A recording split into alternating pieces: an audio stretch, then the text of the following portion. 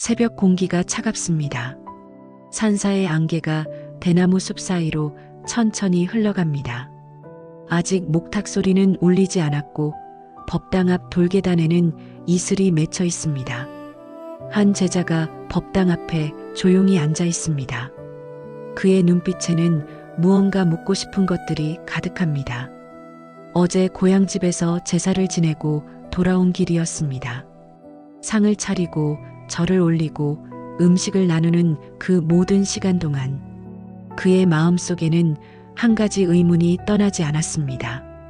이 모든 것이 정말 무슨 의미가 있는 걸까? 조상님은 정말 오시는 걸까? 아니면 우리가 스스로를 위로하기 위해 만든 형식일 뿐일까? 제자는 어릴 때부터 제사를 지켜봤습니다. 할머니가 정성스럽게 나무를 묻히시던 손길을, 아버지가 제사상 앞에서 깊게 절하시던 뒷모습을, 어머니가 촛불을 켜며 조용히 눈물 흘리시던 모습을, 그 모든 것이 익숙했지만 그 의미는 알 수 없었습니다. 제자는 천천히 입을 엽니다. 스승님, 제사는 정말 조상님이 오시는 자리입니까? 아니면 살아있는 저희가 만든 형식일 뿐입니까? 상 위의 음식을 조상님이 정말 드시는 겁니까? 아니면 우리가 그렇게 믿고 싶어 하는 것 뿐입니까? 부처님은 조용히 미소 지으십니다. 그리고 천천히 말씀하십니다. 제사란 상 위의 음식이 아니라 마음에 피우는 향이니라. 제자는 그 말의 뜻을 헤아리려 애씁니다. 하지만 쉽게 이해되지 않습니다. 마음에 피우는 향이라니, 그게 대체 무슨 뜻일까? 부처님은 제자의 눈을 바라보십니다. 오늘 밤 내가 품고 있는 모든 물음을 꺼내어 보거라. 제사에 대한 의문도, 귀신에 대한 두려움도, 조상의 업에 대한 걱정도, 죽음 이후에 대한 불안도 모두 꺼내어 놓고 함께 살펴보자꾸나. 제자는 고개를 끄덕입니다. 가슴속에 쌓여있던 무게가 조금씩 풀리는 것 같습니다. 밤이 깊어갑니다. 산사의 촛불이 하나둘 켜지기 시작합니다. 바람이 불어와 나뭇잎을 흔듭니다. 멀리서 올빼미 울음소리가 들립니다. 제자는 깊게 숨을 들이쉽니다.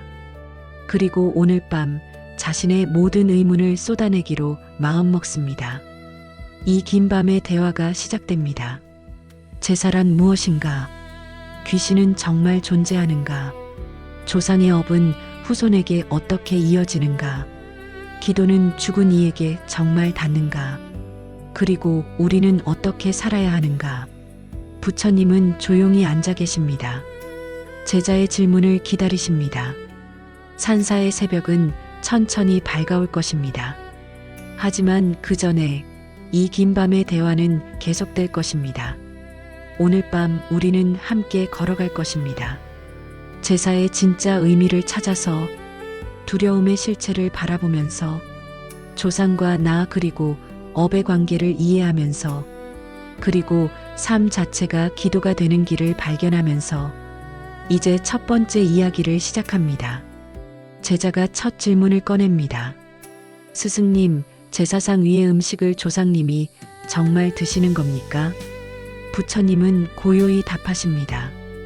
그 이야기를 지금부터 시작하자꾸나. 제사가 끝난 빈 상이 떠오릅니다. 촛불은 반쯤 녹아내렸고 향 냄새는 아직 방 안에 남아 있습니다. 제자는 어제 본 그 풍경을 떠올립니다.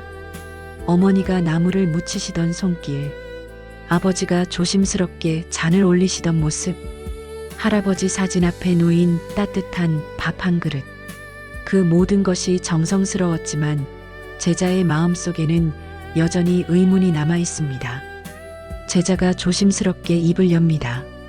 스승님, 조상님이 정말 상에 와서 음식을 드시는 겁니까? 우리 집에서는 어릴 때부터 그렇게 배웠습니다. 제사 지낼 때는 조상님이 오신다고, 그래서 음식을 정성스럽게 차려야 한다고. 하지만 솔직히 말씀드리면 저는 한 번도 조상님을 본 적이 없습니다. 음식이 줄어드는 것도 본 적이 없습니다. 그렇다면 우리가 하는 제사는 그저 형식일 뿐 아닙니까? 헛된 일을 반복하는 것 아닙니까? 부처님은 조용히 미소 지으십니다. 그리고 천천히 말씀하십니다. 내가 묻는 것은 많은 이들이 품고 있는 의문이니라. 조상이 와서 먹는다, 안 온다의 문제로 제사를 바라보면 답을 찾기 어렵느니라. 제사는 음식을 나누는 자리가 아니라 마음을 나누는 자리이니라. 제자는 고개를 갸우뚱합니다. 마음을 나눈다는 것이 무슨 뜻입니까? 부처님은 계속 말씀하십니다. 내가 향을 피우면 그 향은 어디로 가느냐? 공중으로 퍼져 사라지느니라. 하지만 그 향기는 내 코로 들어와 내 마음에 스며드느니라. 제사도 마찬가지니라. 음식은 상 위에 있지만 그 음식을 차리는 마음은 내 가슴 속에서 시작되느니라. 그 마음이 바로 향이니라. 조상은 음식을 먹으러 오는 것이 아니라 내 마음 속에서 다시 살아나느니라. 제자는 잠시 침묵합니다. 그 말씀을 곱씹어 봅니다. 부처님은 다시 말씀하십니다. 내가 할아버지를 떠올릴 때 할아버지는 어디에 계시느냐? 사진 속에 계시느냐? 아니니라. 내 기억 속에, 내 마음 속에 살아계시느니라. 제사는 그 마음을 깨우는 시간이니라. 잊고 살던 감사를, 미처 전하지 못한 사랑을, 제대로 정리하지 못한 아쉬움을 꺼내어 보는 시간이니라. 음식은 그 마음을 담는 그릇일 뿐이니라. 제자는 천천히 고개를 끄덕입니다. 그러니까 제사는 조상을 위한 것이 아니라 사실은 저를 위한 것이기도 하다는 말씀이십니까? 부처님은 온화하게 답하십니다. 그렇기도 하고 아니기도 하니라. 제사는 너와 조상 사이에 있는 다리니라. 다리는 양쪽을 모두 이어주느니라. 내가 건너가기도 하고 조상이 건너오기도 하느니라. 그 만남이 마음속에서 일어나는 것이니라. 부처님은 잠시 멈추셨다가 비유를 하나 들려주십니다. 어두운 방이 있다고 생각해 보거라. 그 방에 작은 촛불 하나를 켜면 어떻게 되느냐? 방 전체가 밝아지느니라. 촛불은 작지만 그 빛은 온 방을 채우느니라. 제사도 그러하니라.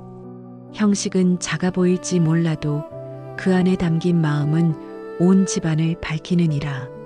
내가 정성스럽게 밥 한 그릇을 올리는 그 순간 내 마음 속에서 감사가 피어오르느니라. 그 감사가 바로 빛이니라. 조상은 그 빛을 보고 오시느니라. 음식을 보고 오시는 것이 아니니라. 제자는 가슴이 뜨거워집니다. 그렇다면 제사를 지낼 때 제가 느꼈던 그 따뜻한 마음이 헛된 것이 아니었군요. 부처님은 고개를 끄덕이십니다. 그렇느니라.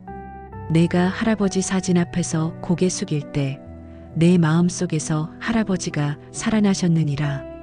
내가 밥을 올리며 감사를 느낄 때 그 감사는 진짜니라. 그것이 바로 제사의 의미니라. 부처님은 또 다른 비유를 하나 더 들려주십니다. 액자 속 사진을 생각해 보거라.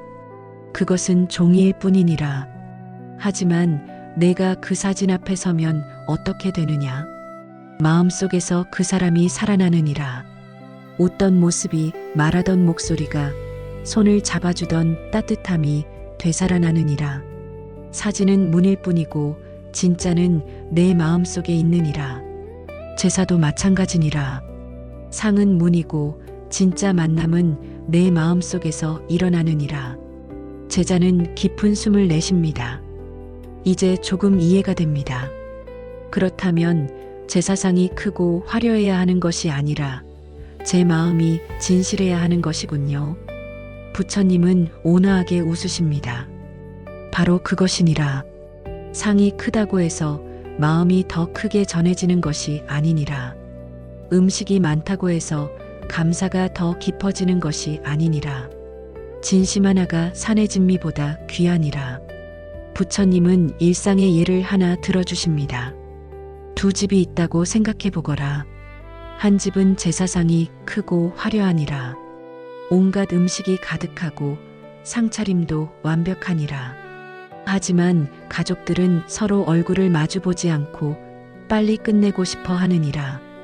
형식은 지키지만 마음은 무겁기만 하니라.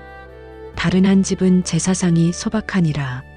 반찬도 몇 가지 안 되고 상차림도 간소하니라. 하지만 가족들은 서로 웃으며 고인 이야기를 나누느니라. 할아버지는 이런 분이셨지, 할머니는 이런 말씀하셨지 하며 따뜻한 추억을 꺼내느니라. 그 집의 제사가 진짜 제사니라. 제자는 고개를 끄덕입니다. 그러고 보니 저희 집 제사도 그랬습니다. 어머니가 음식을 차리시면서 할머니 이야기를 하십니다. 할머니는 이 나물을 참 좋아하셨다고, 이 된장찌개는 할머니 손맛이라고. 그 순간 할머니가 정말 살아계신 것처럼 느껴졌습니다. 부처님은 따뜻하게 말씀하십니다. 그것이니라. 그 순간 할머니는 진짜로 그 자리에 계셨느니라. 내 어머니 마음속에, 내 마음속에 살아계셨느니라. 음식은 매개일 뿐 진짜는 그 마음이니라. 부처님은 잠시 멈추셨다가 다시 말씀하십니다. 법구경에 이런 말씀이 있느니라. 마음은 모든 것의 근본이니 마음으로 말하고, 마음으로 행하면 고통이 그를 따르고, 마음으로 선을 말하고 행하면 행복이 그를 따르느니라. 제사도 마찬가지니라. 마음으로 지내면 그것이 진짜 제사가 되고, 형식으로만 지내면 빈 껍데기가 되느니라. 제자는 가슴 깊이 새깁니다. 그렇다면 제사를 지낼 때 가장 중요한 것은 무엇입니까? 부처님은 명확하게 답하십니다. 감사니라. 내가 이 세상에 태어날 수 있었던 것은 조상 덕분이니라. 내가 밥을 먹을 수 있는 것도, 집이 있는 것도, 가족이 있는 것도 모두 앞세대가 물려준 것이니라. 그 은혜를 기억하는 것이 제사니라. 잊고 살다가 1년에 한 번 그 감사를 꺼내어 보는 것이니라. 그것만으로도 충분하니라. 제자는 눈시울이 뜨거워집니다. 이제야 알 것 같습니다. 제사는 의무가 아니라 감사의 자리였습니다. 조상이 오시는지 안 오시는지를 따지는 것이 아니라 제 마음속에서 조상을 만나는 시간이었습니다. 부처님은 고개를 끄덕이십니다. 그렇느니라. 제사는 죽은 이를 붙잡는 의식이 아니니라. 살아있는 내가 마음을 정리하는 시간이니라. 감사를 확인하고 미안함을 전하고 사랑을 기억하는 시간이니라. 그 시간이 있기에 내가 더 바르게 살 수 있느니라. 조상이 지켜보신다는 것이 두려움이 아니라 격려가 되느니라. 제자는 깊게 절을 올립니다. 감사합니다, 스승님. 이제 제사가 다르게 보입니다. 다음 제사 때는 음식보다 마음을 먼저 차리겠습니다. 부처님은 온화하게 웃으십니다. 그것이 진짜 제사니라. 하지만 제자야, 아직 내 마음속에 남은 것이 있지 않느냐? 제자는 조심스럽게 고개를 끄덕입니다. 사실 말씀드리자면 저는 제사가 때로 무섭습니다. 실수하면 벌 받을 것 같고 제대로 안 하면 조상님이 노하실 것 같습니다. 이 두려움은 어디서 오는 것입니까? 부처님은 잠시 침묵하십니다. 그리고 천천히 말씀하십니다. 그 이야기는 이제부터 시작하자꾸나. 제사가 두려움의 자리가 된 까닭을, 그리고 그것을 감사의 자리로 바꾸는 방법을. 밤은 더 깊어갑니다. 촛불이 흔들립니다. 제자는 다음 이야기를 기다립니다. 제자는 잠시 망설입니다. 말하기 부끄러운 이야기지만 숨기고 싶지 않습니다. 스승님, 사실 저는 제사가 무서울 때가 많았습니다. 어릴 때부터 어른들이 그렇게 말씀하셨습니다. 제사를 제대로 안 지내면 집안에 우환이 생긴다고, 음식을 잘못 올리면 조상님이 노하신다고, 절을 빠뜨리면 벌을 받는다고. 그래서 저는 늘 긴장했습니다. 제사 지낼 때마다 실수할까봐 두려웠습니다. 이것이 맞는 건지 저것이 틀린 건지 항상 불안했습니다. 제사가 끝나고 나면 안도했습니다. 이번에도 무사히 넘겼구나 하고요. 제자는 고개를 숙입니다. 이런 마음으로 지내는 제사가 진짜 제사입니까? 조상님께 감사하는 것이 아니라 벌 받지 않으려고 하는 것이 제사입니까? 부처님은 제자의 눈을 바라보십니다. 그 눈빛에는 연민이 가득합니다. 내 고백이 진실하구나. 많은 이들이 너와 같은 마음을 품고 있느니라. 제사가 감사의 자리가 아니라 두려움의 자리가 되어버렸느니라. 하지만 제자야, 이것만은 분명히 알아두거라. 조상은 노하기 위해 제사를 기다리는 존재가 아니니라. 부처님은 천천히 말씀을 이어가십니다. 조상은 내 앞 세대니라. 너를 낳아주고 길러주고 이 세상을 살아갈 수 있게 해준 분들이니라. 그분들이 정말 내가 실수할까봐 벼르고 있겠느냐? 내가 음식 하나 잘못 올린다고 화를 내시겠느냐? 내가 절 순서를 틀린다고 벌을 내리시겠느냐? 아니니라. 조상은 내가 건강하기를, 행복하기를, 바르게 살기를 바라실 뿐이니라. 제자는 눈물이 핑 돕니다. 그렇다면 제가 느꼈던 그 두려움은 어디서 온 것입니까? 부처님은 조용히 답하십니다. 그것은 조상에게서 온 것이 아니니라. 사람들이 만들어낸 것이니라. 사람들은 두려움으로 다른 일을 움직이려 하느니라. 제사를 안 지내면 벌 받는다. 제대로 안 하면 우환이 생긴다고 말하면서 사람들을 겁주느니라. 하지만 그것은 조상의 마음이 아니니라. 조상은 내가 형식을 완벽하게 지키기를 바라는 것이 아니니라. 내가 진심으로 감사하기를, 그리고 바르게 살기를 바라실 뿐이니라. 부처님은 잠시 멈추셨다가 말씀하십니다. 두려움으로 올리는 제사는 마음을 무겁게 하느니라. 감사로 올리는 제사는 마음을 밝게 하느니라. 같은 제사라도 마음이 다르면 완전히 다른 일이 되느니라. 제자는 천천히 고개를 끄덕입니다. 그렇다면 제가 지금까지 잘못 이해하고 있었던 것이군요. 부처님은 비유를 하나 들어주십니다. 어린아이가 있다고 생각해 보거라. 그 아이가 부모 앞에서 피아노를 치느니라. 한 아이는 틀리면 혼날까봐 두려워하며 건반을 두드리느니라. 손은 떨리고 마음은 불안하고 음악은 경직되어 있느니라. 연주가 끝나면 안도의 한숨을 쉬느니라. 다른 아이는 부모에게 들려주고 싶어서 건반을 두드리느니라.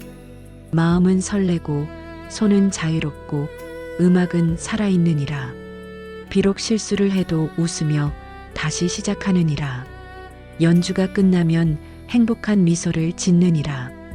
부처님은 제자를 바라보십니다. 어느 쪽이 진짜 연주이겠느냐? 어느 쪽이 부모를 기쁘게 하겠느냐? 제자는 작은 목소리로 답합니다. 두 번째 아이입니다. 부처님은 고개를 끄덕이십니다. 제사도 마찬가지니라. 혼날까봐 보는 시험이 아니라 들려주고 싶은 연주니라. 조상은 내가 완벽하기를 바라는 것이 아니니라. 내가 진심이기를 바라실 뿐이니라. 부처님은 또 다른 이야기를 들려주십니다. 옛날 어느 마을에 두 형제가 살았느니라. 둘 다 부모님을 일찍 여의었고 매년 제사를 지냈느니라. 첫째는 제사를 아주 엄격하게 지냈느니라. 음식은 정확히 규칙대로 차렸고 절은 한치의 오차도 없이 올렸느니라. 제사 전날부터 목욕 재개하고 제사 당일에는 아무 말도 하지 않았느니라. 하지만 그의 얼굴에는 늘 긴장이 가득했느니라. 제사가 끝나면 온몸에 힘이 빠져 쓰러질 것 같았느니라. 둘째는 제사를 소박하게 지냈느니라. 음식은 부모님이 좋아하시던 것 몇 가지만 올렸고 절은 천천히 정성스럽게 올렸느니라. 제사를 지내며 부모님 이야기를 했느니라. 아버지는 이런 분이셨지, 어머니는 저런 말씀하셨지 하며 웃기도 하고 울기도 했느니라. 제사가 끝나면 마음이 따뜻해졌느니라.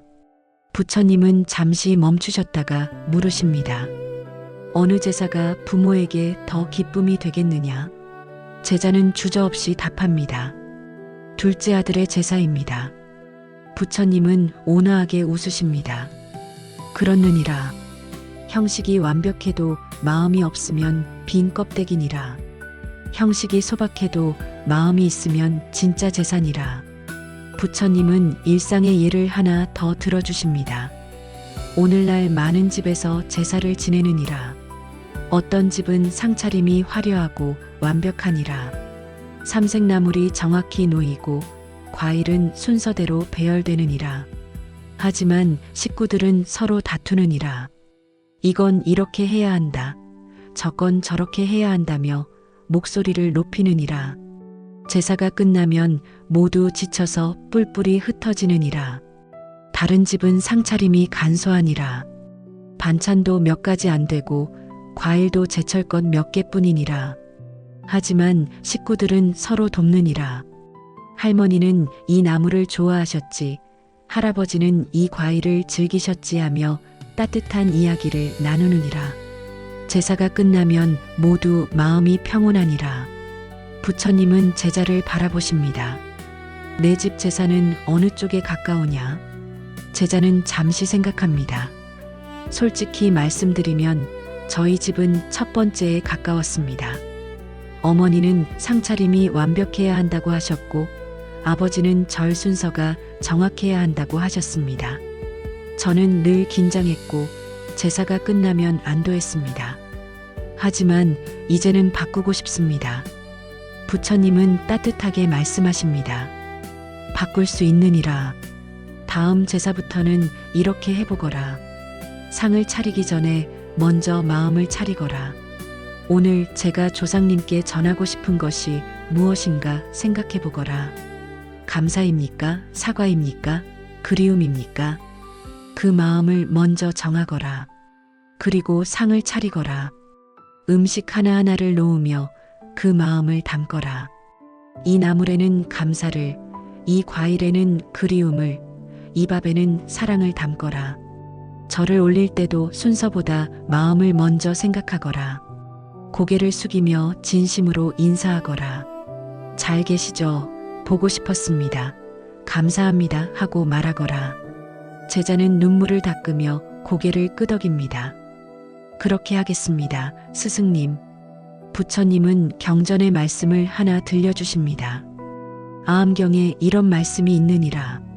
마음이 청정하면 땅이 청정하고 마음이 더러우면 땅이 더럽느니라. 제사도 마찬가지니라.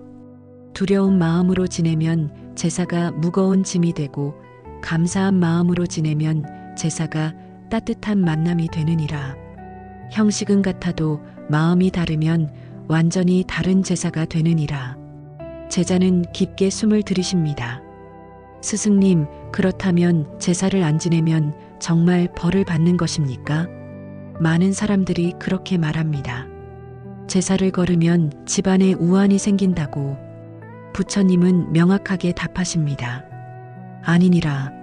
제사를 안 지낸다고 해서 조상이 벌을 내리지 않느니라. 하지만 제사를 안 지내면 다른 문제가 생기느니라.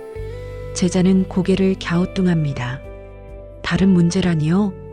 부처님은 설명하십니다. 제사를 안 지내면 감사를 잊게 되느니라. 감사를 잊으면 마음이 교만해지느니라.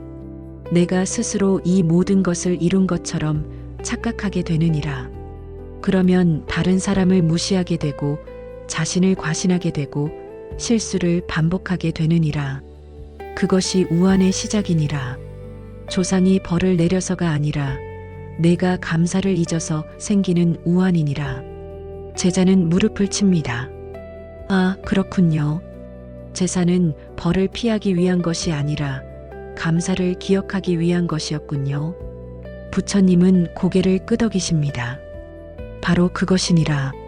제사는 조상을 위한 것이기도 하지만 사실은 너를 위한 것이니라.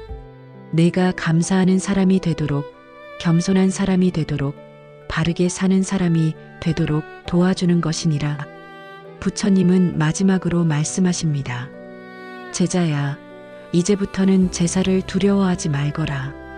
제사는 시험이 아니니라. 조상과의 따뜻한 만남이니라. 형식을 완벽하게 지키려고 애쓰지 말거라. 마음을 진실하게 전하려고 애쓰거라. 실수해도 괜찮으니라. 중요한 것은 완벽함이 아니라 진심이니라. 제자는 깊게 절을 올립니다. 감사합니다, 스승님. 이제 다음 제사가 기다려집니다. 두려움이 아니라 설렘으로 준비하겠습니다. 부처님은 온화하게 웃으십니다. 그것이 진짜 제사니라. 밤은 더욱 깊어갑니다. 제자의 마음은 한결 가벼워졌습니다. 하지만 여전히 궁금한 것이 있습니다. 제자는 조심스럽게 입을 엽니다. 스승님, 한 가지 더 여쭤봐도 되겠습니까? 사람들은 귀신을 두려워합니다. 제사 지낼 때 귀신이 온다는 말도 합니다. 귀신은 정말 존재하는 것입니까? 제가 느낀 그 싸늘한 기운은 무엇이었습니까? 부처님은 잠시 침묵하십니다. 그리고 천천히 말씀하십니다. 그 이야기는 조심스럽게 풀어야 하는 이야기니라. 지금부터 귀신에 대한 이야기를 시작하자꾸나. 촛불이 흔들립니다. 바람 소리가 들립니다. 제자는 자세를 고쳐 앉습니다. 밤이 깊습니다. 산사의 바람 소리가 커집니다. 대나무 숲에서 바스락거리는 소리가 들립니다. 제자는 문득 등골이 서늘해집니다. 어릴 때 겪었던 일이 떠오릅니다. 할머니 장례식이 끝난 밤, 혼자 방에 누워있을 때였습니다. 갑자기 방 안 공기가 차갑게 느껴졌습니다. 누군가 지켜보는 것 같은 기분이 들었습니다. 이불을 뒤집어 쓰고 떨었던 기억이 생생합니다. 제자는 용기를 내어 입을 엽니다. 스승님, 사람들은 귀신을 본다고 말합니다. 장례 후에 고인이 나타났다고도 하고 제사 지낼 때 이상한 기운을 느꼈다고도 합니다. 저도 그런 경험이 있습니다. 할머니가 돌아가신 후 밤마다 방 안 공기가 달라지는 것을 느꼈습니다. 싸늘한 기운이 목덜미를 스치는 것 같았습니다. 그것이 정말 귀신이었습니까? 아니면 제 상상이었습니까? 부처님은 제자의 눈을 바라보십니다. 그 눈빛에는 이해와 연민이 가득합니다. 내가 느낀 것은 진짜였느니라. 하지만 그것이 무엇이었는지는 깊이 살펴봐야 하느니라. 귀신에 대한 이야기는 두 겹으로 나누어 봐야 하느니라. 제자는 자세를 고쳐 앉습니다. 두 겹이라니요? 부처님은 천천히 설명하십니다. 첫 번째 겹은 내 마음이 만든 그림자니라. 두 번째 겹은 해소되지 못한 기운이니라. 먼저 첫 번째 이야기부터 시작하자꾸나. 부처님은 비유를 하나 들려주십니다. 어두운 밤, 내가 혼자 방을 걷는다고 생각해 보거라. 구석에 옷걸이가 서 있느니라. 낮에 보면 그저 옷걸이일 뿐이니라. 하지만 밤이 되고 마음이 불안하면 어떻게 되느냐? 그 옷걸이가 사람처럼 보이느니라. 움직이는 것 같고 나를 쳐다보는 것 같고 다가오는 것 같으니라. 하지만 불을 켜면 어떻게 되느냐? 그저 옷걸이일 뿐이니라. 사람이 아니었느니라. 귀신도 그러하니라. 마음이 흔들리면 작은 바람도 귀신의 숨결처럼 느껴지느니라. 어둠 속 그림자도 귀신의 모습처럼 보이느니라. 제자는 고개를 끄덕입니다. 그렇다면 제가 느낀 싸늘한 기운도 제 마음이 만든 것이었습니까? 부처님은 조심스럽게 답하십니다. 대부분은 그러하니라. 할머니가 돌아가신 후 내 마음속에는 무엇이 있었느냐? 슬픔이 있었느니라. 죄책감이 있었느니라. 제대로 인사 못 드린 미안함이 있었느니라. 마지막으로 뵙지 못한 아쉬움이 있었느니라. 그 감정들이 내 마음을 흔들었느니라. 그래서 작은 바람도 할머니의 기운처럼 느껴졌던 것이니라. 어둠도 할머니의 존재처럼 느껴졌던 것이니라. 그것은 귀신이 아니라 내 마음속 그리움과 죄책감이 만든 그림자니라. 제자는 눈시울이 붉어집니다. 저는 정말 죄책감이 컸습니다. 할머니가 아프실 때 자주 찾아뵙지 못했습니다. 마지막에도 곁에 없었습니다. 그 미안함이 너무 컸습니다. 그래서 밤마다 할머니가 오신 것 같았나 봅니다. 부처님은 고개를 끄덕이십니다. 그렇느니라. 내 마음이 할머니를 불렀던 것이니라. 할머니가 너를 찾아온 것이 아니라 내가 할머니를 놓지 못했던 것이니라. 그것은 두려워할 일이 아니니라.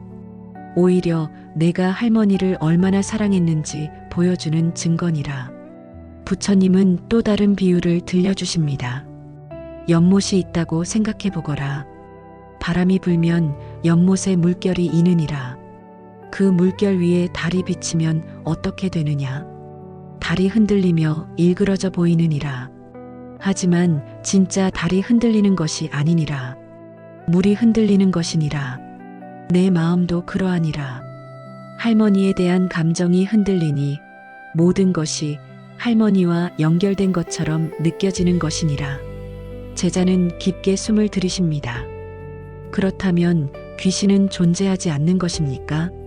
모두 마음이 만든 환상입니까? 부처님은 잠시 침묵하십니다. 그리고 조심스럽게 말씀하십니다. 아니니라. 그것만으로 다 설명되지 않는 것도 있느니라. 이제 두 번째 겹 이야기를 시작하자꾸나. 제자는 긴장합니다. 부처님은 천천히 말씀을 이어가십니다. 사람이 죽으면 그 마음의 기운은 어디로 가느냐? 대부분은 자연스럽게 흩어지고 흘러가느니라. 마치 강물이 바다로 흘러가듯이 말이니라. 하지만 때로는 그렇지 못한 경우가 있느니라. 억울한 죽음이 있느니라. 갑작스러운 사고가 있느니라. 깊은 원한이 남아있느니라. 이루지 못한 간절함이 있느니라. 그런 경우 그 기운이 제대로 흩어지지 못하고 머물 수 있느니라. 제자는 조심스럽게 묻습니다. 그것이 귀신입니까? 부처님은 고개를 끄덕이십니다. 그렇게 부를 수도 있느니라. 하지만 그것은 너를 해치려는 존재가 아니니라. 길을 잃은 인연에 가까우니라. 마치 안개와 같으니라. 해가 뜨지 않으면 계속 머무는 안개 말이니라. 그 기운은 해를 끼치려는 것이 아니라 그저 자신이 갈 곳을 찾지 못해 헤매는 것이니라. 부처님은 예를 하나 들어주십니다. 옛날 어느 마을에 젊은 어머니가 살았느니라. 그녀는 어린아이를 남겨두고 갑자기 병으로 세상을 떠났느니라. 장례가 끝난 후 그 집에서는 이상한 일이 계속 일어났느니라. 밤마다 아이 방 쪽에서 발소리가 들렸고 문이 저절로 열렸고 아이의 이불이 정리되어 있었느니라. 가족들은 두려워했느니라. 하지만 한 스님이 말씀하셨느니라. 이것은 해를 끼치려는 기운이 아니라 아이를 걱정하는 어머니의 마음이라고. 그래서 가족들은 어머니를 위해 기도를 올렸느니라. 아이는 잘 자라고 있으니 안심하시라고, 이제는 편히 쉬시라고 말씀드렸느니라. 그날 이후 이상한 일은 멈추었느니라. 부처님은 제자를 바라보십니다. 귀신이라 불리는 것도 사실은 해소되지 못한 마음의 기운이니라. 그것을 두려워할 필요는 없느니라. 오히려 자비로 바라봐야 하느니라. 제자는 눈을 감고 생각합니다. 그렇다면 제가 해야 할 일은 무엇입니까? 귀신을 두려워하는 것이 아니라면 무엇을 해야 합니까? 부처님은 명확하게 답하십니다. 기도하거라. 내가 두려움을 느낀 그 기운을 위해 기도하거라. 편히 쉬시라고, 좋은 곳으로 가시라고 기도하거라. 그리고 내 마음을 정리하거라. 내가 놓지 못하고 있는 죄책감을, 미안함을, 그리움을 정리하거라. 그것이 진짜 해결책이니라. 부처님은 경전의 말씀을 하나 들려주십니다. 지장보살본원경에 이런 말씀이 있느니라. 망자를 위해 선업을 지으면 그 공덕의 7분의 1이 망자에게 가고 7분의 6은 살아있는 사람에게 돌아온다고. 기도는 죽은 이를 돕기도 하지만 사실은 살아있는 내 마음을 정리하는 것이니라. 제자는 고개를 끄덕입니다. 이제 이해가 됩니다. 귀신을 무서워할 것이 아니라 그 기운을 위해 기도해야 하는 것이군요. 부처님은 일상의 예를 하나 더 들어주십니다. 요즘 많은 사람들이 꿈 이야기를 하느니라. 돌아가신 가족이 꿈에 자주 나타난다고. 어떤 이는 그것을 귀신이 찾아온 것이라고 두려워하느니라. 하지만 대부분은 그렇지 않느니라. 그것은 내 마음이 아직 그 사람을 놓지 못했다는 신호니라.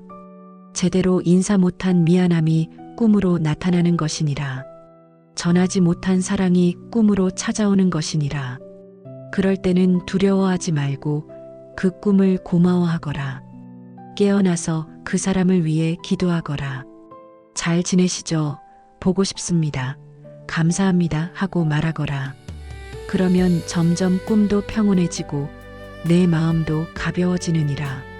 제자는 눈물을 닦습니다. 할머니가 꿈에 자주 나타나셨던 이유를 이제야 알 것 같습니다. 할머니가 저를 괴롭히려고 오신 것이 아니라 제가 할머니를 놓지 못했던 것이군요. 부처님은 온화하게 말씀하십니다.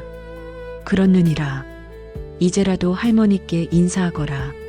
할머니, 그동안 자주 찾아뵙지 못해 죄송했습니다.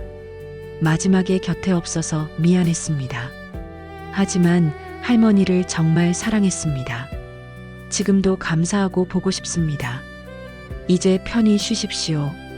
이렇게 마음으로 말하거라. 그러면 할머니도 내 마음도 평온해질 것이니라. 제자는 눈을 감고 조용히 기도합니다. 잠시 침묵이 흐릅니다. 제자의 얼굴이 점점 평온해집니다. 부처님은 다시 말씀하십니다. 제자야, 귀신을 두려워하는 것보다 더 중요한 것이 있느니라. 내 마음속 어둠을 바라보는 것이니라. 귀신이라 불리는 대부분의 것들은 사실 내 마음속 그림자니라. 두려움의 그림자, 죄책감의 그림자, 미련의 그림자니라. 그 그림자를 빛으로 비춰보거라. 그러면 두려움이 사라지느니라. 부처님은 마지막 비유를 하나 들려주십니다. 밤길을 걷는 사람이 있느니라. 앞에 무언가 검은 것이 보이느니라. 뱀인가 싶어 두려워하며 멈춰 서느니라. 하지만 가까이 가서 보니 그것은 뱀이 아니라 밧줄이었느니라. 처음부터 뱀은 없었느니라. 어둠 때문에 밧줄이 뱀처럼 보였을 뿐이니라. 귀신도 그러하니라. 마음의 어둠 때문에 작은 것이 크게 보이는 것이니라. 빛을 비추면 진실이 보이느니라. 제자는 깊게 고개를 숙입니다. 감사합니다, 스승님. 이제 귀신이 무섭지 않습니다. 귀신보다 제 마음속 어둠을 더 잘 살펴보겠습니다. 부처님은 온화하게 웃으십니다. 그것이 진짜 용기니라. 밖에 귀신을 두려워하는 것보다 안의 그림자를 바라보는 것이 더 어려우니라. 하지만 내가 그것을 할 수 있다면 더 이상 두려울 것이 없느니라. 제자는 한결 가벼운 마음으로 고개를 들어 올립니다. 그런데 스승님, 한 가지 더 궁금한 것이 있습니다. 사람이 죽으면 어디로 가는 것입니까? 그리고 제가 지금 기도를 하면 이미 돌아가신 분에게 정말 닿는 것입니까? 부처님은 잠시 침묵하십니다.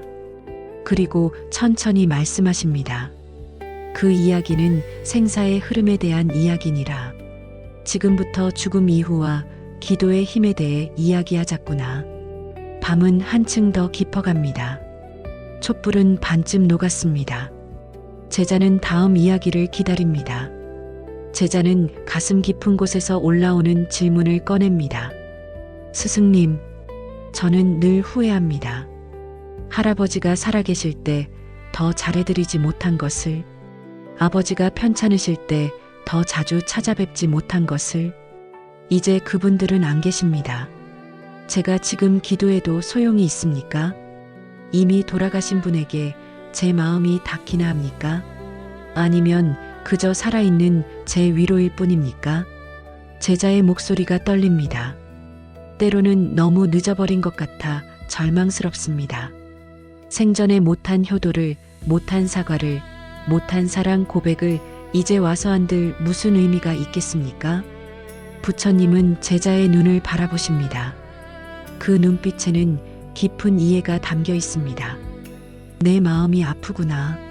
많은 이들이 그 아픔을 안고 사느니라. 생전에 하지 못한 말들이 가슴에 쌓여 무겁게 누르느니라. 하지만 제자야, 늦었다고 생각하는 그 순간이 가장 빠른 때니라. 부처님은 천천히 말씀을 이어가십니다. 먼저 이것을 이해해야 하느니라. 삶과 죽음은 단절이 아니라 이어진 흐름이니라. 강물이 바다로 흘러가듯 사람의 마음도 업을 따라 흘러가느니라. 강이 바다가 된다고 해서 물이 사라지는 것이 아니니라. 형태가 바뀔 뿐이니라. 죽음도 그러하니라. 몸은 사라지지만 마음의 흐름은 계속되느니라. 제자는 조심스럽게 묻습니다. 그렇다면 돌아가신 분들은 지금 어디에 계십니까? 부처님은 비유로 답하십니다. 강물 한 모금을 떠서 바다에 부으면 그 물은 어디로 가느냐? 바다가 되느니라. 그 물을 다시 찾을 수 있느냐? 찾을 수는 없지만 사라진 것도 아니니라. 바다 전체의 일부가 되어 흐르고 있느니라. 사람도 그러하니라. 죽으면 다시 큰 흐름 속으로 돌아가느니라. 어디 한 곳에 머물러 있는 것이 아니라 업을 따라 흘러가고 있느니라. 제자는 고개를 갸우뚱합니다. 그렇다면 제 기도가 어떻게 닿을 수 있습니까? 흘러가 버린 물을 어떻게 만질 수 있습니까? 부처님은 온화하게 미소 지으십니다. 좋은 질문이니라. 이제 기도의 힘에 대해 이야기하자꾸나. 부처님은 다시 강물의 비유를 듭니다. 큰 강이 흐르고 있다고 생각해 보거라. 내가 강 한가운데에 돌을 던지면 어떻게 되느냐? 물결이 일어나느니라. 그 물결은 강물의 흐름을 완전히 바꾸지는 못하느니라. 하지만 물길을 약간 바꾸느니라. 잔잔한 파동을 만들어내느니라. 기도가 바로 그러하니라. 내가 진심으로 기도하면 그 마음은 파동이 되어 인연의 흐름에 닿느니라. 돌아가신 분의 흐름을 완전히 바꿀 수는 없지만 그분이 가는 길을 조금이나마 부드럽게 만들 수 있느니라. 제자는 눈을 반짝입니다. 그렇다면 제 기도가 헛되지 않다는 말씀이십니까? 부처님은 고개를 끄덕이십니다. 그렇느니라. 기도는 죽은 이를 위한 등불이니라.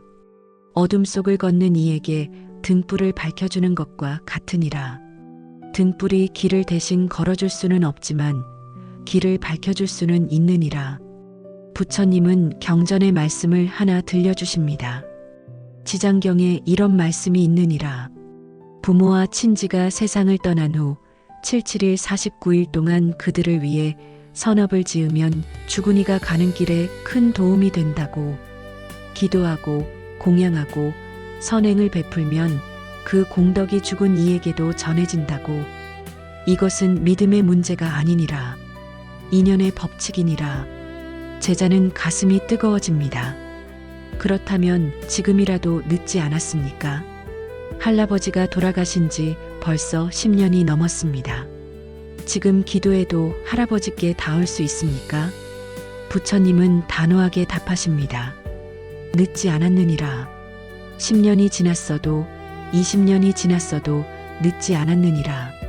인연의 끈은 시간으로 끊어지지 않느니라. 내가 진심으로 기도하면 그 마음은 반드시 닿느니라. 부처님은 일상의 예를 하나 들어주십니다.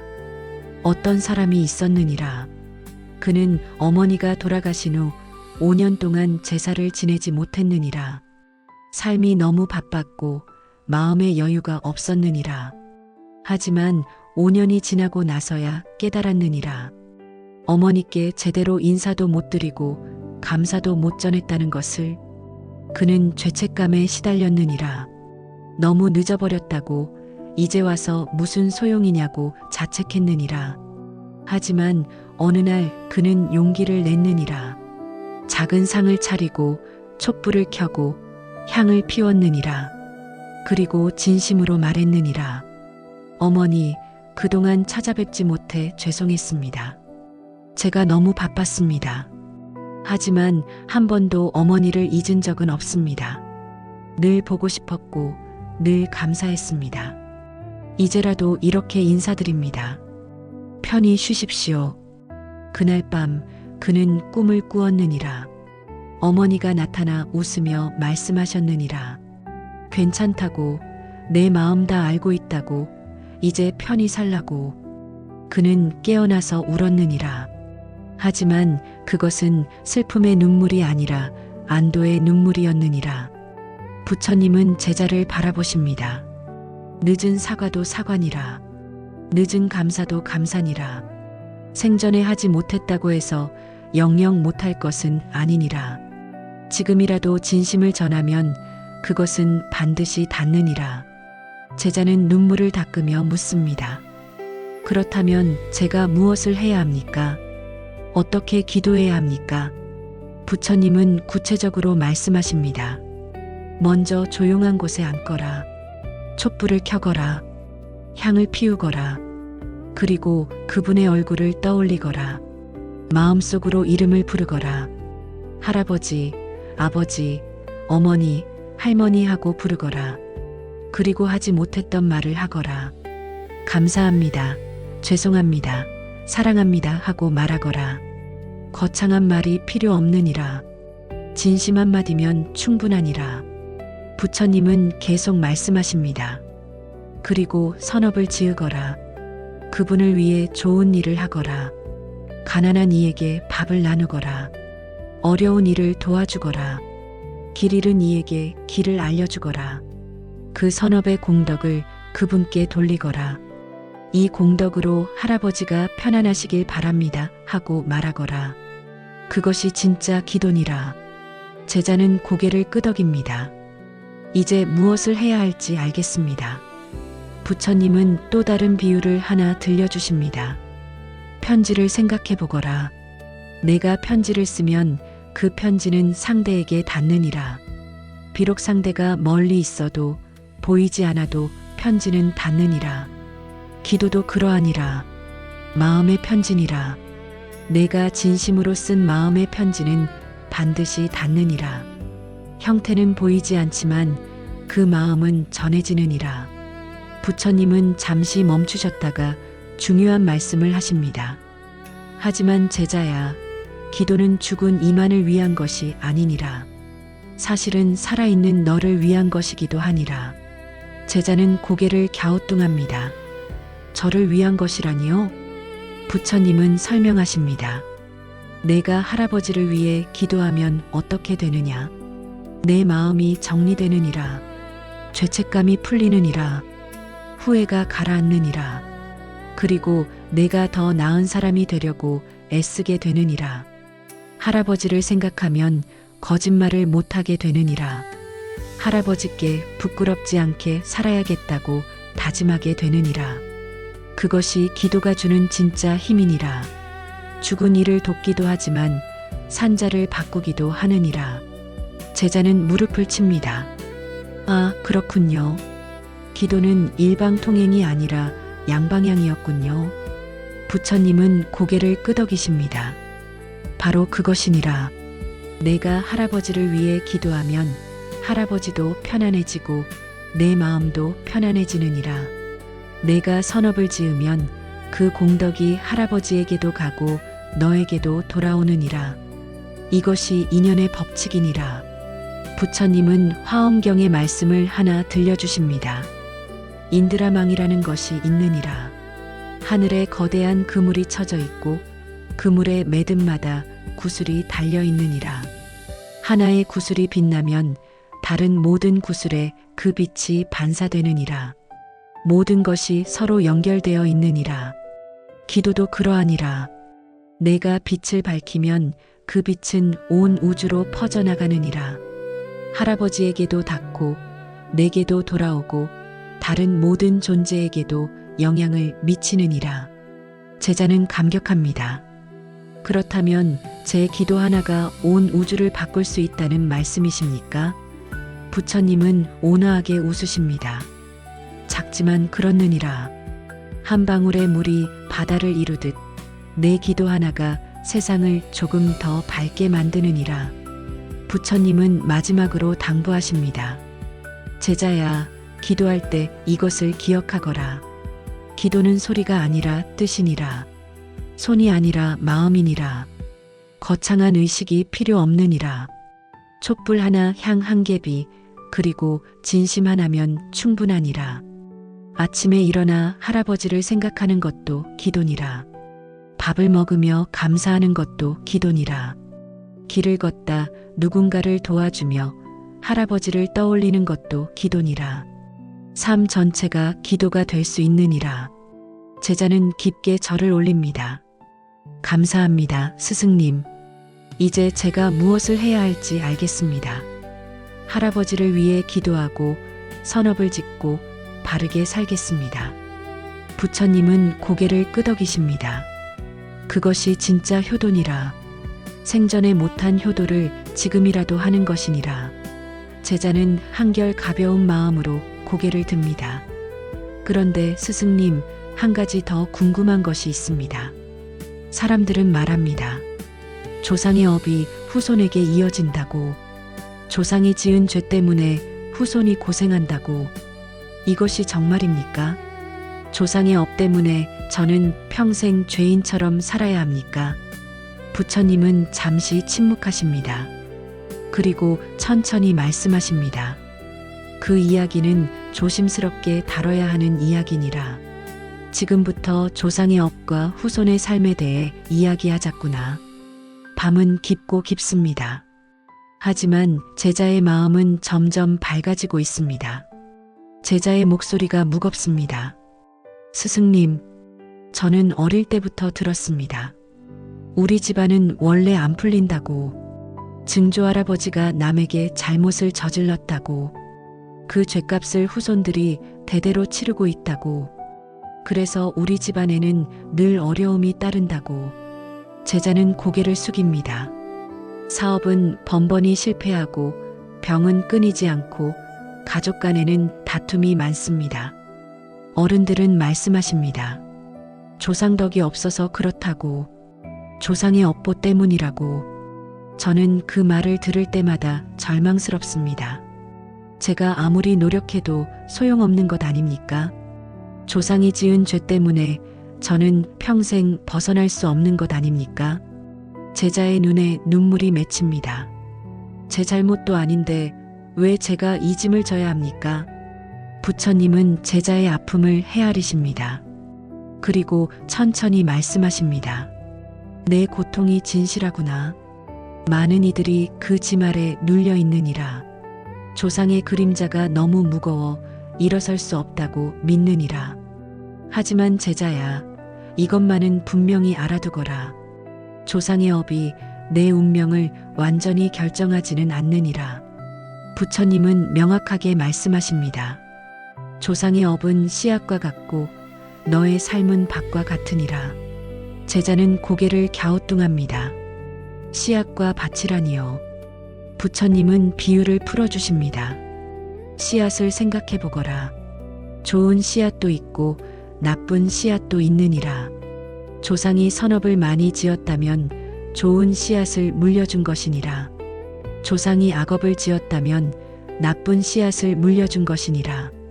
하지만 제자야, 씨앗만으로 열매가 정해지느냐? 아니니라. 밭이 어떠한가에 따라 열매가 달라지느니라. 부처님은 계속 말씀하십니다. 나쁜 씨앗이라도 좋은 밭에 심으면 어떻게 되느냐?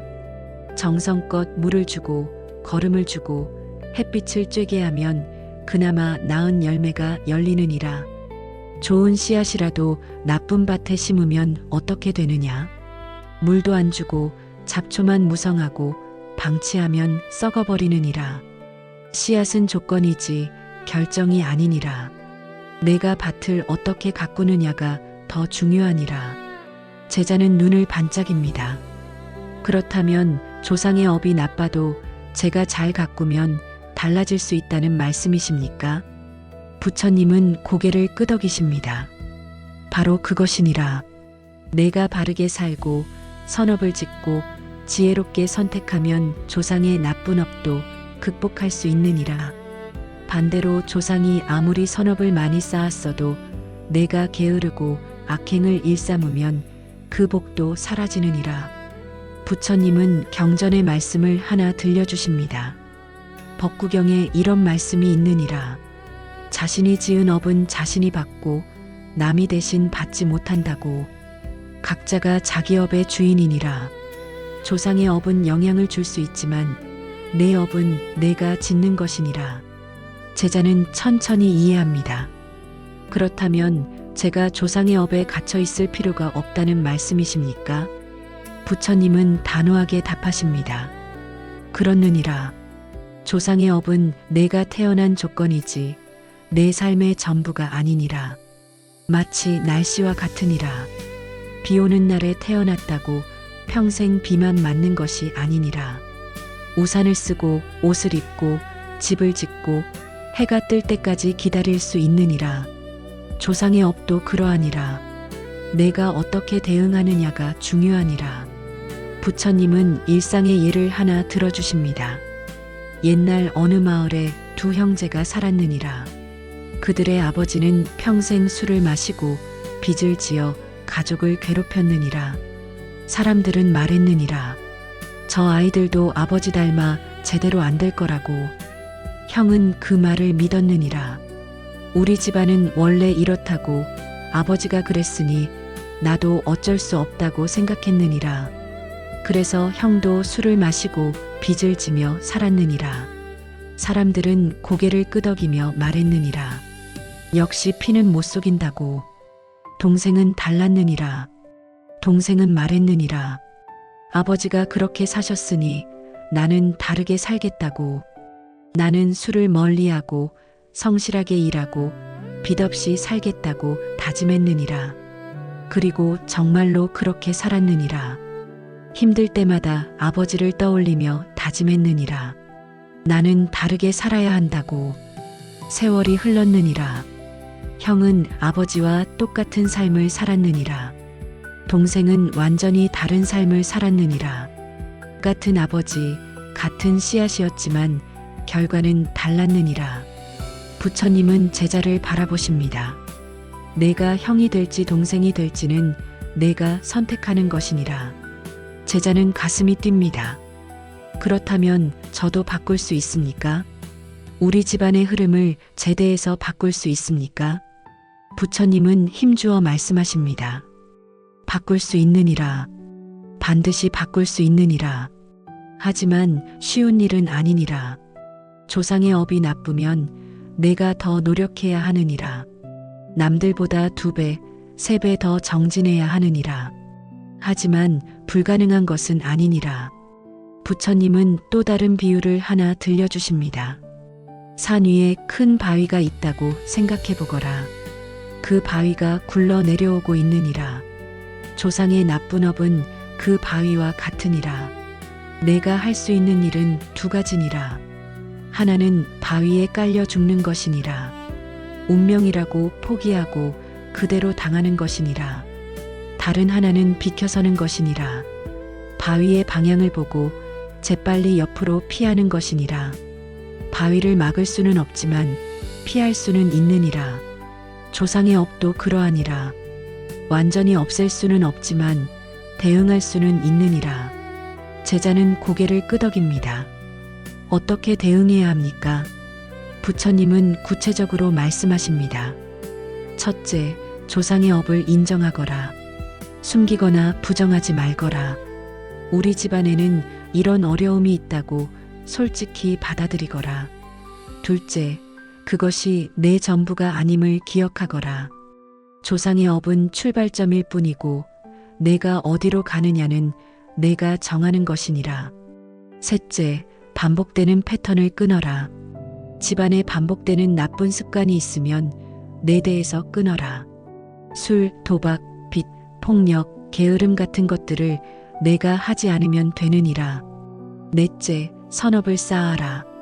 조상이 악업을 지었다면 내가 선업을 많이 지어 균형을 맞추거라.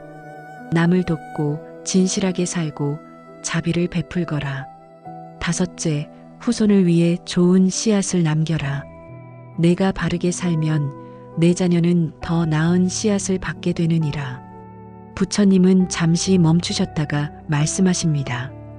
제자야, 조상의 그림자에서 도망치지 말거라. 그것을 내 삶의 빛으로 비춰보거라. 조상의 실수를 배움으로 삼거라. 조상이 넘어진 돌에 나는 걸려 넘어지지 않겠다고 다짐하거라. 그것이 조상을 진짜로 공경하는 길이니라. 제자는 눈물을 닦습니다. 이제 이해가 됩니다. 조상의 업이 제 운명이 아니라 제 과제였군요. 부처님은 온화하게 웃으십니다. 바로 그것이니라. 내가 그 과제를 풀 때 조상의 업은 저주가 아니라 축복이 되느니라. 어려움을 통해 내가 더 강해지고 더 지혜로워지고 더 자비로워지느니라. 부처님은 화엄경의 말씀을 하나 들려주십니다. 진흙 속에서 연꽃이 피어나느니라. 맑은 물에서는 연꽃이 피지 못하느니라. 어려움이 있기에 아름다운 꽃이 피어나느니라. 조상의 나쁜 업도 그러하니라. 그것이 있기에 내가 더 바르게 살려고 애쓰고 더 깨어 있으려 하느니라. 제자는 가슴 깊이 새깁니다. 스승님, 그렇다면 좋은 조상을 만나는 것은 어떻습니까? 조상이 선업을 많이 쌓았다면 후손은 편한 것 아닙니까? 부처님은 고개를 가로젓습니다. 꼭 그렇지만은 않느니라. 좋은 씨앗을 받아도 밭을 잘못 가꾸면 썩느니라. 조상이 재산을 많이 남겼어도 후손이 방탕하게 쓰면 금방 없어지느니라. 조상이 좋은 가르침을 남겼어도 후손이 실천하지 않으면 헛되느니라. 오히려 조상덕이 크면 후손이 교만해지기 쉬우니라. 내가 노력 안 해도 된다고 착각하느니라. 그래서 3대가 가기 어렵다는 말이 있느니라. 부처님은 다시 강조하십니다. 중요한 것은 조상이 무엇을 남겼느냐가 아니니라. 내가 그것을 어떻게 쓰느냐니라. 좋은 씨앗을 받았으면 더 잘 갖고 더 큰 열매를 맺어야 하느니라. 나쁜 씨앗을 받았으면 더 정성을 다해 그나마 좋은 열매를 맺어야 하느니라. 어느 쪽이든 내 몫이니라. 제자는 깊게 숨을 들이쉽니다. 스승님, 한 가지 더 여쭙겠습니다. 그렇다면 제가 조상을 원망해도 되는 것입니까? 조상이 나쁜 업을 지어 저를 힘들게 했다면 그 원망이 정당한 것 아닙니까? 부처님은 잠시 침묵하십니다. 그리고 천천히 말씀하십니다. 원망은 내 권리니라. 하지만 지혜로운 선택은 아니니라. 제자는 고개를 갸우뚱합니다. 부처님은 설명하십니다. 내가 조상을 원망하면 어떻게 되느냐? 내 마음이 쓰디쓰게 되느니라. 원망이 내 안에 쌓여 독이 되느니라. 조상은 이미 가셨느니라. 내 원망이 조상에게 닿지 않느니라. 결국 내가 그 독을 마시는 것이니라. 부처님은 비유를 하나 듭니다. 뜨거운 석탄을 생각해 보거라. 내가 누군가에게 화가 나서 석탄을 집어 던지려 하느니라. 하지만 석탄이 상대에게 닿기 전에 누가 먼저 되느냐? 내 손이 먼저 되느니라. 원망도 그러하니라. 내가 조상을 원망하면 내가 먼저 아프느니라. 부처님은 다른 길을 제시하십니다. 원망 대신 이해하려 애쓰거라. 조상도 완벽하지 않았느니라. 조상도 고통 속에서 최선을 다했을 것이니라. 비록 잘못을 저질렀지만 그것은 무지에서 온 것이니라. 악의에서가 아니라 어리석음에서 온 것이니라. 그것을 이해하고 용서하고 내 대에서 바로잡겠다고 다짐하거라. 그것이 진짜 효도니라. 제자는 눈물을 흘립니다. 감사합니다, 스승님. 이제 조상을 원망하지 않겠습니다. 오히려 조상의 어려움을 이해하고 제 대에서 더 나은 길을 만들겠습니다. 부처님은 따뜻하게 말씀하십니다. 그것이니라. 내가 조상의 업을 끊는 것이 아니라 조상의 아픔을 치유하는 것이니라. 내가 바르게 살면 조상도 편안해지시느니라. 내가 지은 선업의 공덕이 조상에게도 가느니라. 그렇게 너와 조상이 함께 나아가는 것이니라. 부처님은 마지막으로 당부하십니다. 제자야, 조상의 그림자에 눌려 살지 말거라. 조상의 어깨 위에 서거라. 조상이 이룬 것 위에 내가 더 쌓아 올리거라. 조상이 실수한 것에서 배워 더 나은 길을 가거라. 그렇게 한 세대 한 세대 나아가는 것이니라. 그것이 업의 흐름을 바꾸는 길이니라. 제자는 깊게 절을 올립니다. 감사합니다, 스승님. 이제 조상의 업이 두렵지 않습니다. 오히려 그것을 발판 삼아 더 높이 올라가겠습니다. 부처님은 온화하게 웃으십니다. 잘 깨달았구나. 제자는 한결 밝은 얼굴로 고개를 듭니다. 스승님, 이제 마지막 질문이 있습니다. 제사도 이해했고, 귀신도 이해했고, 기도의 힘도 알았고, 조상의 업도 깨달았습니다. 그렇다면 결국 가장 중요한 것은 무엇입니까?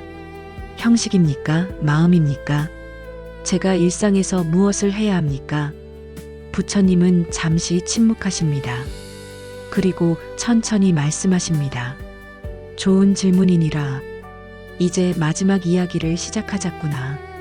형식보다 마음이 중요하고 일상 자체가 기도가 되는 길을.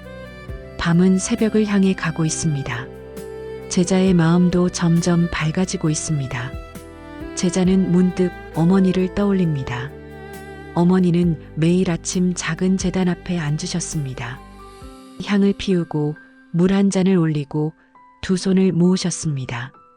말씀은 하지 않으셨지만 그 모습에서 깊은 기도가 느껴졌습니다.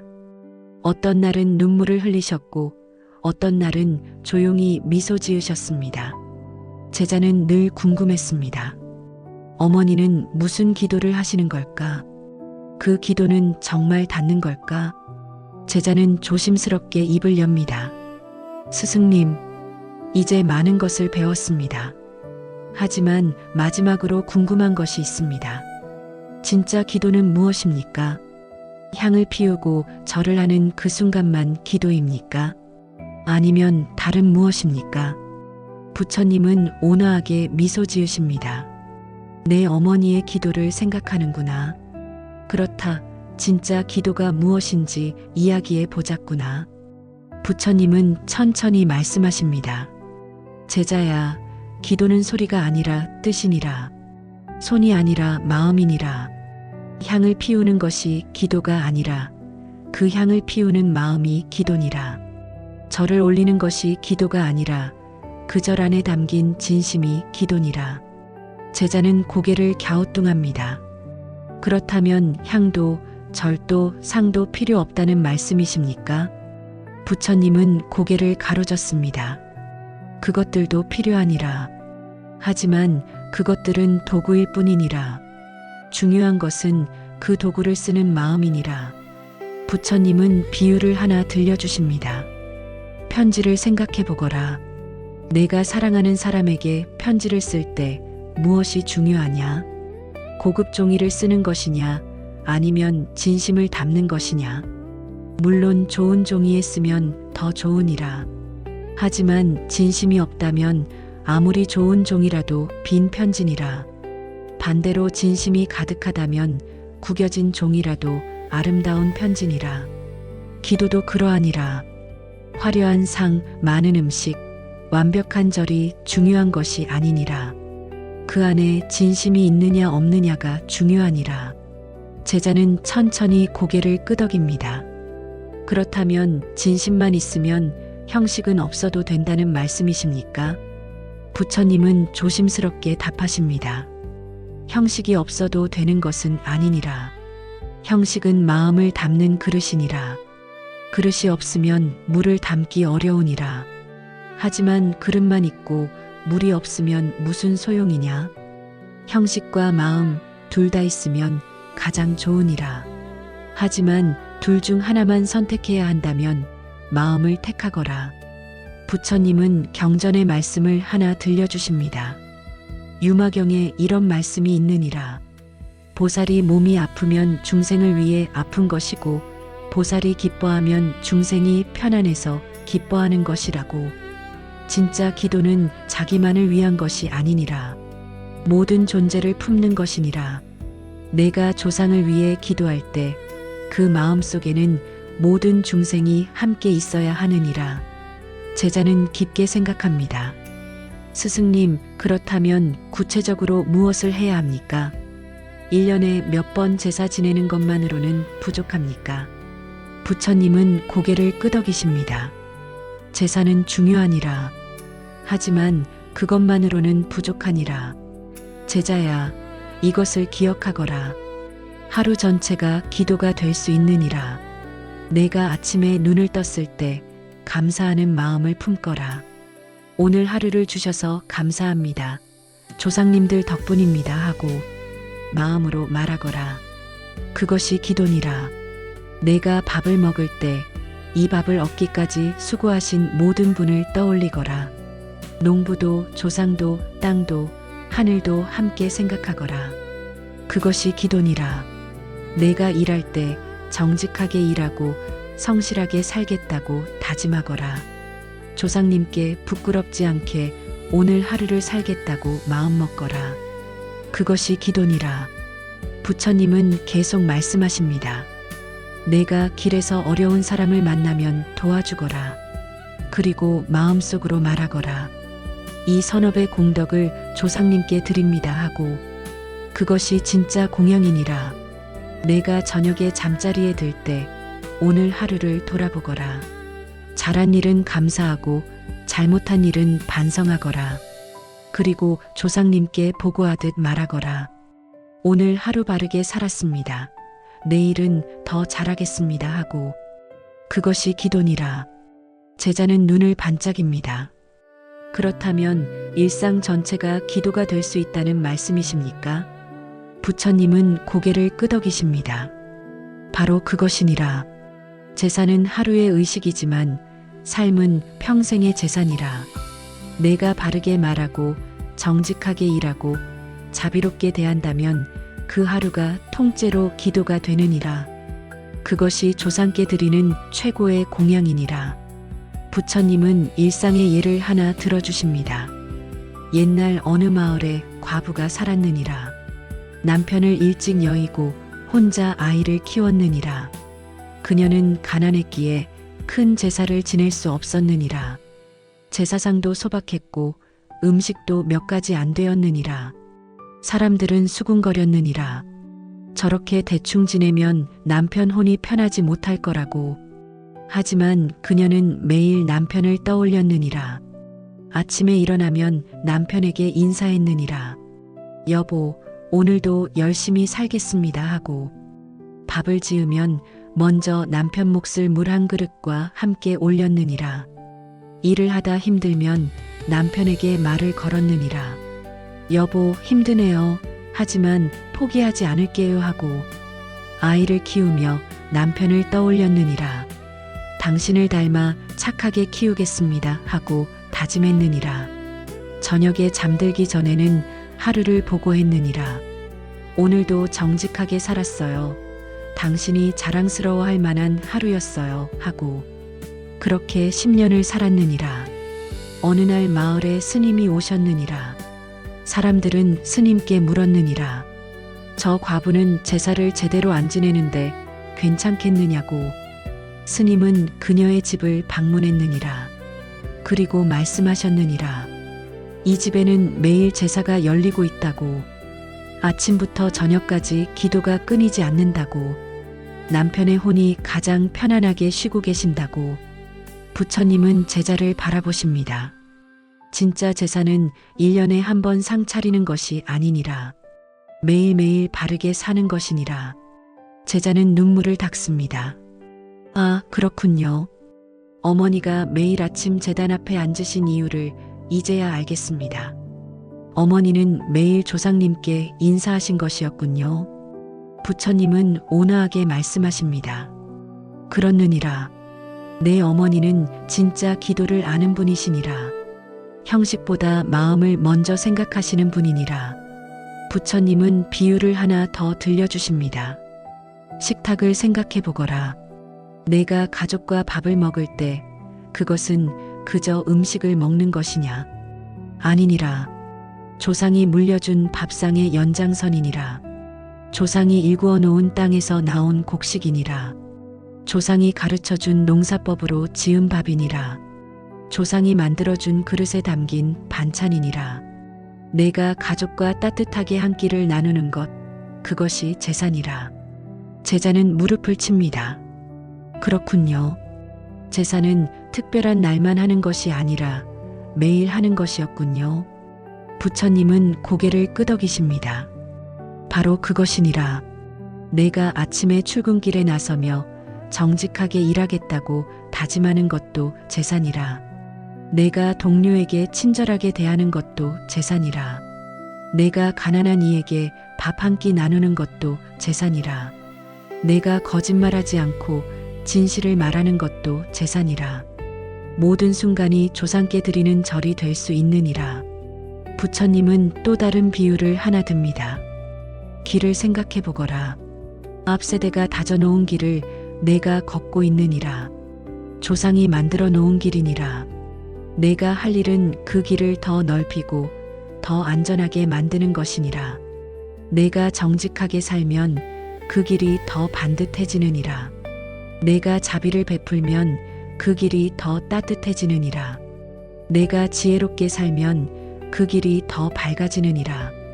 그렇게 내가 다져 놓은 길을 후손이 걷게 되느니라. 그것이 진짜 효도이고 진짜 제사니라. 제자는 깊게 숨을 들이쉽니다. 스승님, 그렇다면 제가 오늘부터 무엇을 해야 합니까? 부처님은 구체적으로 말씀하십니다. 매일 아침 눈을 뜨면 조상을 떠올리거라. 긴 기도는 필요 없느니라. 감사합니다 한마디면 충분하니라. 하루를 시작하며 다짐하거라. 오늘 하루 바르게 살겠습니다. 조상님께 부끄럽지 않게 살겠습니다 하고 일을 하며 정직하거라. 거짓말을 하지 말고 남을 속이지 말고 떳떳하게 일하거라. 그것이 조상께 드리는 공양이니라. 사람을 만나면 자비롭게 대하거라. 조상도 누군가의 자녀였고 누군가의 부모였고 누군가의 이웃이었느니라.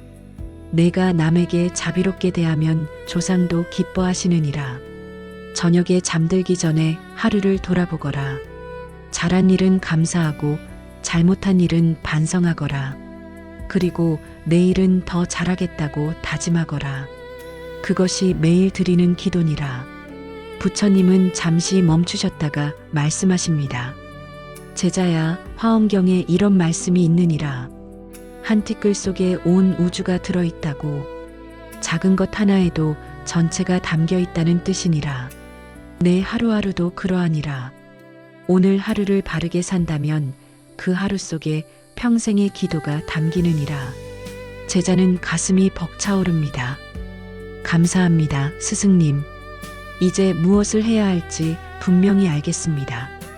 제사는 1년에 몇 번 지내는 것이 아니라 매일 사는 것이었습니다. 기도는 절하는 순간이 아니라 하루 전체의 태도였습니다. 부처님은 따뜻하게 말씀하십니다. 잘 깨달았구나. 내가 이제 알아야 할 것은 다 배웠느니라. 이제 실천만 남았느니라. 부처님은 마지막으로 당부하십니다. 제자야, 완벽할 필요는 없느니라. 매일 완벽하게 살 수는 없느니라. 때로 실수하고 때로 넘어지고 때로 방향을 잃을 것이니라. 그것도 괜찮으니라. 중요한 것은 다시 일어나는 것이니라. 실수했으면 반성하고 넘어졌으면 다시 서고 길을 잃었으면 다시 찾는 것이니라. 그 과정 자체가 수행이니라. 조상도 완벽하지 않았느니라. 너도 완벽할 필요 없느니라. 다만 진심이면 되느니라.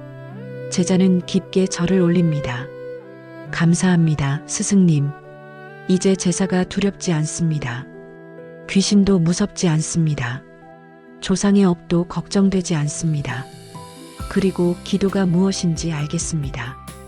오늘부터 제 하루하루를 제사처럼 기도처럼 살겠습니다. 부처님은 온화하게 웃으십니다. 그것이니라. 내가 그렇게 산다면 조상도 편안하시고 내 삶도 평온할 것이니라. 그리고 후손도 내가 다져놓은 좋은 길을 걷게 될 것이니라. 밤은 거의 끝나갑니다. 동쪽 하늘이 조금씩 밝아옵니다. 산사의 새벽이 찾아옵니다. 제자는 마지막으로 묻습니다. 스승님, 이 모든 이야기를 한마디로 정리하면 무엇입니까? 부처님은 잠시 생각하시다가 말씀하십니다. 제사는 마음이고, 기도는 삶이고, 효도는 바르게 사는 것이니라. 형식보다 진심이 먼저이고, 의식보다 일상이 먼저니라. 조상을 공경하는 최고의 방법은 내가 바르게 사는 것이니라. 그것이 전부니라. 제자는 눈물을 흘립니다. 하지만 그것은 슬픔의 눈물이 아닙니다. 깨달음의 눈물입니다. 해방의 눈물입니다. 이제 그는 알았습니다. 제사는 두려움의 자리가 아니라 감사의 자리라는 것을, 귀신은 마음의 그림자이고 자비로 바라봐야 한다는 것을, 기도는 죽은 이에게도 닿고 산자도 바꾼다는 것을, 조상의 업은 조건이지 운명이 아니며 내가 바꿀 수 있다는 것을, 그리고 진짜 기도는 특별한 의식이 아니라 하루하루 바르게 사는 것이라는 것을. 동쪽 하늘이 점점 밝아옵니다. 새들이 노래하기 시작합니다. 산사의 아침이 찾아옵니다.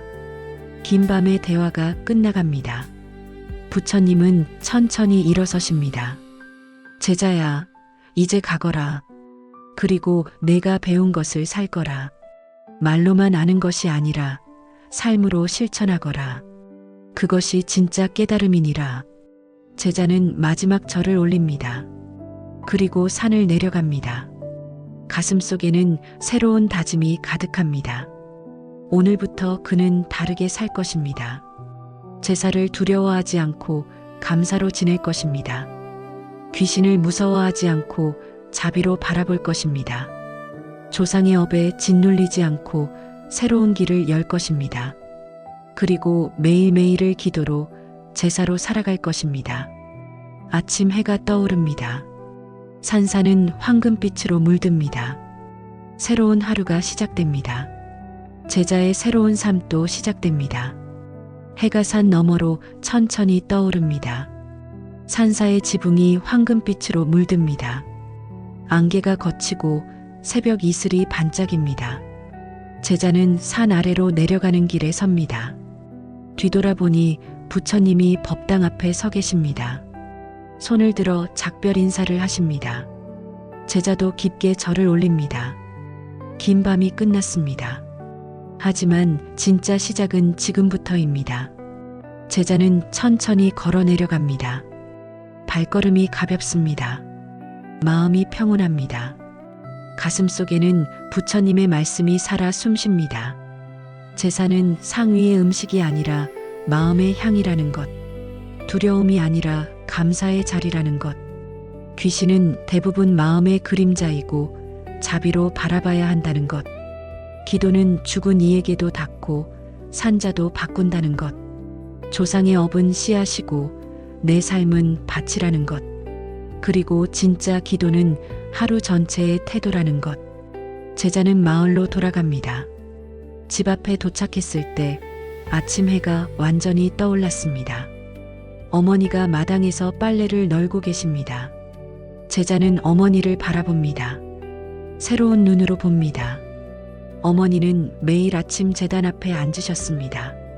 그것은 형식이 아니었습니다. 진짜 기도였습니다. 어머니는 매일 밥을 짓고 집안을 돌보고 가족을 위해 살아오셨습니다. 그것은 그냥 일상이 아니었습니다. 매일 드리는 제사였습니다. 제자는 어머니께 다가갑니다. 어머니, 다녀왔습니다. 어머니는 돌아보며 웃으십니다. 산사는 어땠느냐? 제자는 대답합니다. 많은 것을 배웠습니다. 이제 제사가 무엇인지 알 것 같습니다. 어머니는 고개를 끄덕이십니다. 그래, 내가 깨달았구나. 제자는 어머니께 깊게 절을 올립니다. 그동안 감사하지 못해 죄송했습니다. 어머니가 매일 하신 일이 얼마나 소중한지 이제야 알았습니다.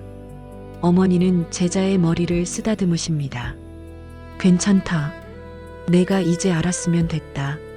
그날부터 제자의 삶이 바뀌었습니다. 아침에 눈을 뜨면 제일 먼저 감사했습니다. 오늘 하루를 주셔서 감사합니다. 할아버지, 할머니, 아버지, 어머니 모두 감사합니다. 밥을 먹을 때는 잠시 눈을 감았습니다. 이 밥 한 그릇이 오기까지 수고하신 모든 분들께 감사했습니다. 일터에 나갈 때는 다짐했습니다. 오늘 하루 정직하게 일하겠습니다. 거짓말하지 않고 남을 속이지 않고 떳떳하게 살겠습니다. 동료를 만나면 친절하게 대했습니다. 어려운 사람을 보면 도와주었습니다. 그리고 마음속으로 말했습니다. 이 선업의 공덕을 조상님들께 드립니다. 저녁에 집에 돌아오면 하루를 돌아봤습니다. 오늘 잘한 일은 감사하고 잘못한 일은 반성했습니다. 그리고 다짐했습니다. 내일은 더 잘하겠습니다. 잠들기 전에는 조용히 기도했습니다. 조상님들, 오늘 하루 바르게 살았습니다. 느렸지만 진심이었습니다. 편히 쉬십시오. 이런 하루가 한 달이 되었습니다. 한 달이 1년이 되었습니다. 제자의 삶이 달라졌습니다. 마음이 평온해졌습니다. 일이 잘 풀리기 시작했습니다. 사람들과의 관계가 좋아졌습니다. 무엇보다 죄책감이 사라졌습니다. 조상에 대한 두려움이 감사로 바뀌었습니다. 어느 날 제자는 깨달았습니다. 기도는 특별한 날에만 하는 것이 아니라는 것을, 제사는 1년에 몇 번만 지내는 것이 아니라는 것을, 하루하루 바르게 사는 것이 진짜 기도이고 진짜 제사라는 것을, 명절이 되었습니다. 제자는 가족과 함께 제사를 지냈습니다. 상차림은 예전보다 소박했습니다. 하지만 마음은 예전보다 가득했습니다. 제자는 촛불을 켜며 말했습니다. 할아버지, 할머니, 오늘 이렇게 찾아뵙습니다. 평소에도 늘 생각하고 있었습니다. 감사합니다. 덕분에 제가 이 세상에 태어나 살고 있습니다. 제가 바르게 살도록 지켜봐 주십시오. 향을 피우며 말했습니다. 이 향처럼 제 마음이 조상님들께 닿기를 바랍니다. 그리고 조상님들의 평온이 저에게도 닿기를 바랍니다. 절을 올리며 말했습니다. 앞으로도 부끄럽지 않게 살겠습니다. 정직하게, 자비롭게, 지혜롭게 살겠습니다. 제사가 끝났습니다. 가족들의 얼굴이 밝았습니다. 예전처럼 긴장하고 불안한 표정이 아니었습니다. 평온하고 따뜻한 표정이었습니다. 제자는 깨달았습니다. 제사는 죽은 이와 산자가 만나는 자리라는 것을, 감사와 사랑을 확인하는 시간이라는 것을, 그리고 앞으로 더 바르게 살겠다고 다짐하는 순간이라는 것을. 세월이 흘렀습니다. 제자에게도 아이가 생겼습니다. 아이가 물었습니다. 아버지, 왜 제사를 지내요? 조상님이 정말 오세요? 제자는 아이를 안고 말했습니다. 조상님은 우리 마음속에 오신단다. 우리가 감사하는 마음을 가지면 조상님이 살아나시는 거야. 아이가 또 물었습니다. 귀신은 무서운 거예요? 제자는 웃으며 말했습니다. 귀신은 대부분 우리 마음이 만든 그림자란다. 두려워하지 말고 자비로운 마음으로 바라보면 돼. 그리고 우리가 바르게 살면 두려울 것이 없단다. 아이가 마지막으로 물었습니다. 제사는 언제 지내요? 제자는 아이의 눈을 바라보며 말했습니다. 제사는 특별한 날만 지내는 게 아니란다. 매일매일이 제사야. 아침에 일어나 감사하는 것도 제사고, 밥 먹으며 고마워하는 것도 제사고, 정직하게 사는 것도 제사란다. 내가 바르게 살면 그게 조상님께 드리는 최고의 선물이야. 아이는 고개를 끄덕였습니다. 그날 밤 제자는 오랜만에 꿈을 꾸었습니다. 산사의 부처님이 나타나셨습니다. 부처님은 웃으며 말씀하셨습니다. 잘 살고 있구나. 내가 배운 것을 삶으로 실천하고 있구나. 그것이 진짜 깨달음이니라. 제자는 꿈속에서 절을 올렸습니다. 감사합니다, 스승님. 가르침대로 살려고 노력하고 있습니다. 부처님은 말씀하셨습니다. 완벽하지 않아도 괜찮으니라. 때로 넘어지고 때로 실수해도 괜찮으니라. 다시 일어나 계속 가는 것이 중요하니라. 내가 그렇게 살면 조상도 편안하시고 내 삶도 평온하고 후손도 좋은 길을 걷게 되느니라. 제자는 눈을 떴습니다. 아침 해가 방 안으로 들어왔습니다. 제자는 일어나 제단 앞에 앉았습니다. 향을 피우고 조용히 기도했습니다. 조상님들, 오늘도 좋은 하루를 주셔서 감사합니다.